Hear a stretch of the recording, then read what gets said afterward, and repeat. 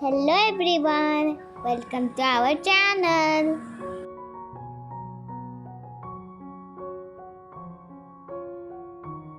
Correct the equation by moving one matchstick.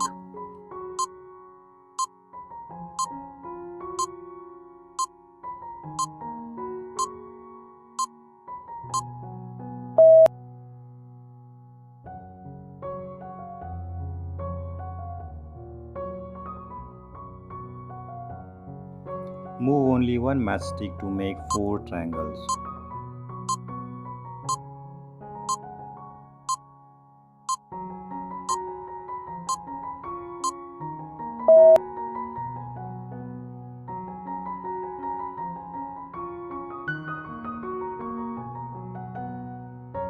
Move 2 matchsticks to get 5 squares.